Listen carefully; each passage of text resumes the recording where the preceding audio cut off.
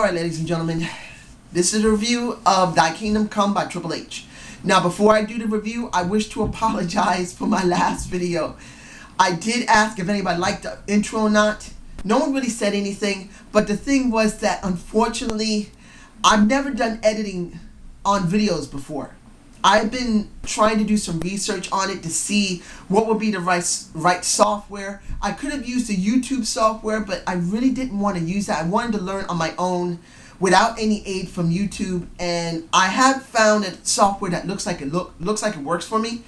But unfortunately, I made an error in it, and I got an extra near 15 to 20 minutes of time at least, a blank screen.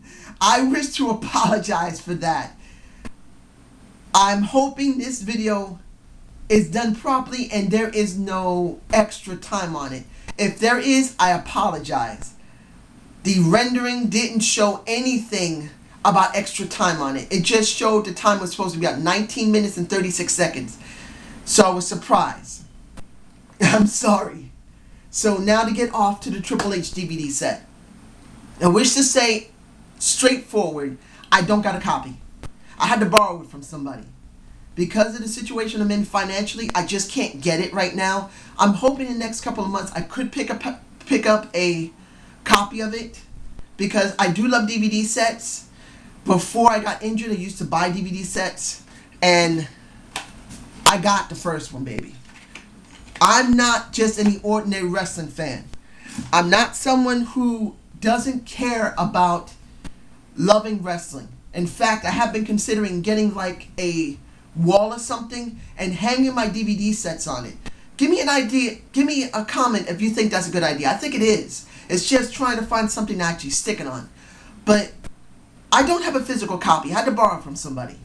So I'm going to be going by just the DVD that I was able to borrow, and whenever I can get the other two copies so I can review the matches themselves, I will do a review on them. I don't know when. That could take a couple of weeks because the guy's kids love their DVDs.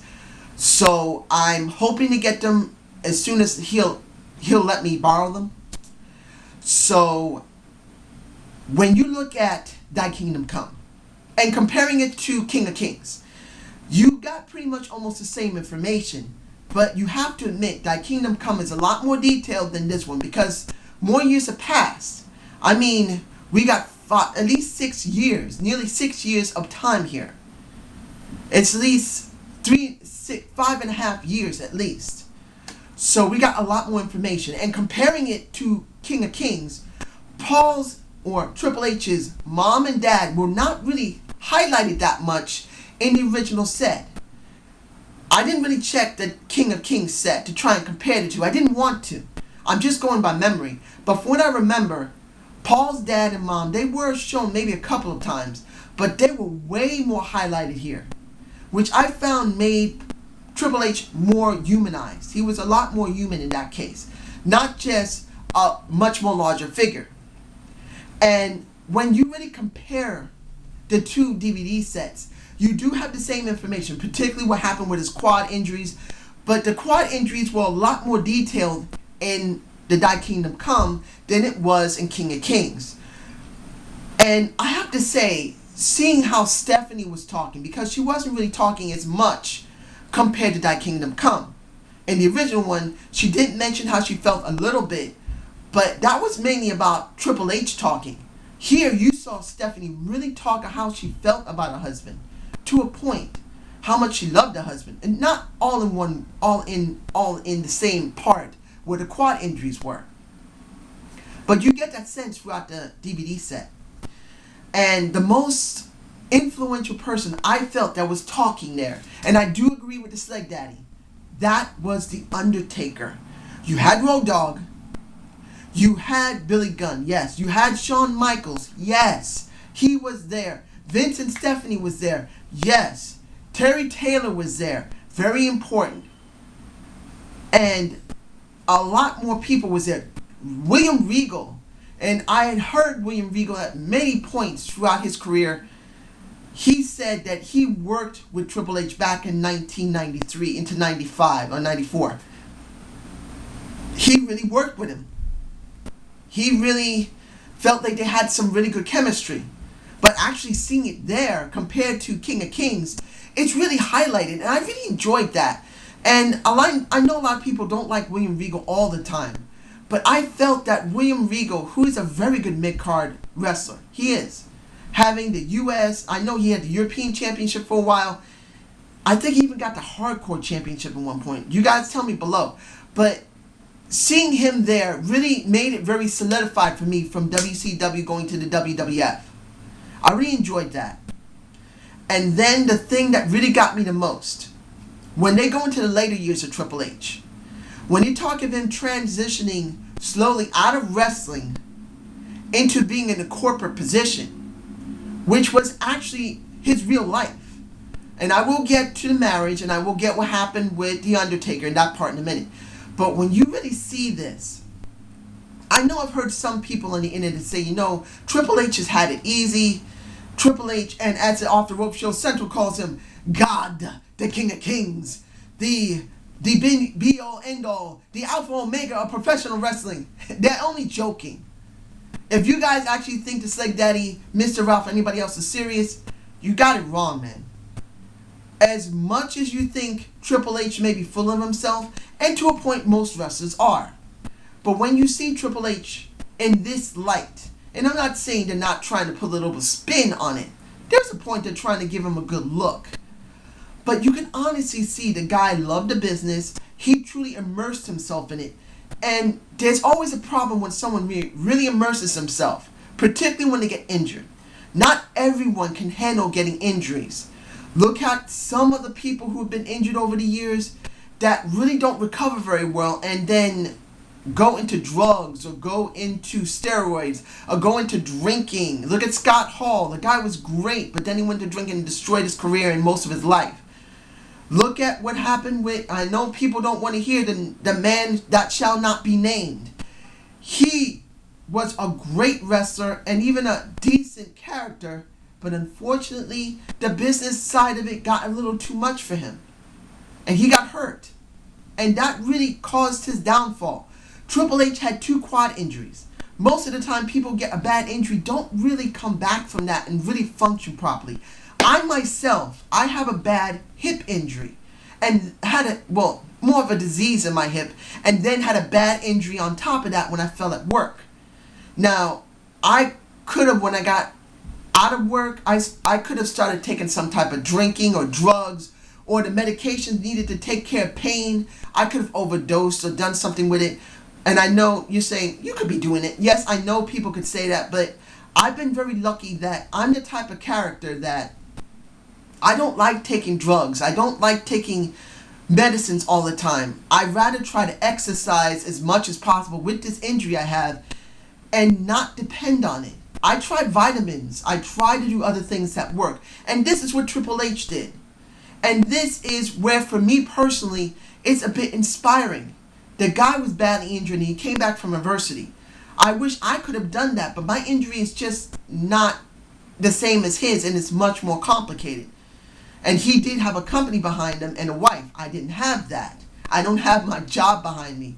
I didn't have a wife anymore. My girlfriend treated me pretty badly, so life just didn't work for me.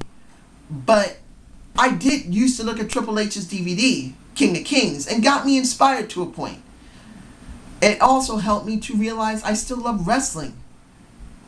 And seeing this DVD set, particularly when it came to Undertaker and him dealing with their end of an era match, which I really felt wasn't really the end of an era. They never really highlighted it the way you think it was. But it still was such a good rivalry. And the Sleg Daddy was also right, and I believe it was Mr. Parkin too who stated this. They didn't want to state that there was a match back in the early 2000s that also culminated with the other 2, so they made 3 matches. They didn't really state it, but it really doesn't matter. This DVD set is actually very good, but I do agree with the Sleg Daddy. It felt like it could have been a little longer. Yes, they covered Stephanie and Triple H's relationship, going into their situation where people really thought that he was trying to dig into the business and they were trying to protect Stephanie, and they thought that he was trying to Weasel is way into the family so he can have more money, more prestige, more control. And that part of the DVD set wasn't too bad. I did think that was a good amount of time. But I felt there was something still missing, and I'm not sure what it was. I think it might have been what happened with John Cena and the one that shall not be named. I know people don't want to hear him, but if you're going to be honest about this, John Cena in the second DVD set wasn't really mentioned that much. He was mentioning, hey, Triple H came to him, asking him questions, and said, you need to change your character. It sucks. When you first came out as basically John Cena, it wasn't much at all. So I felt that it could have been extended a little bit more. You could have had a little bit more from John Cena. Even though the evolution angle was wonderful. I loved seeing it with Ric Flair. The wheeling and dealing, whining and dining. I am Space Mountain Girls. Just watch me drop my pants and take a look. I'm sorry. But you get my point. But I guess those are the things that are missing. Including the one that shall not be named. He did have a match with him at least more than once. And I think that's around the time when the rivalry between Shawn Michaels rivalry in the older set, he talked about the rivalry with Shawn Michaels. In this set, it wasn't really mentioned, and I think that's also what's throwing me. The one who not be named was around the time of Shawn Michaels rivalry with Triple H, and the problem I think is that they just didn't want to bring him up. So I believe the reason why Shawn wasn't really highlighted that much was because they just didn't want to take a chance that something might be mentioned about him, because he has been basically blanked. Basically, he's disappeared from the WWE. I could be wrong though. You guys tell me below about the one who should not be named around the time of the rivalry between Shawn Michaels and Triple H. I know it's extended before and somewhat afterward, but I felt that that was the problem. I felt that in King of Kings, it was mentionable, but people obviously knew that he was there. And they tried to hide it, but it was impossible to hide it because people still knew. So I guess they kind of kept it out purposely to make sure that it just wasn't mentioned. But on the whole, if I had to give a rating for this, and I will, I would give this a B+ rating.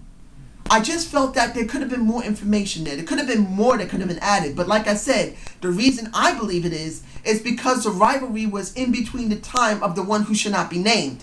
And they just didn't want to go there again. They did it somewhat in King of Kings. They just didn't want to do it again. So I hope you enjoyed this Zane's... Well, actually, I didn't even name it. This is going into Mixed Bag of Wrestling.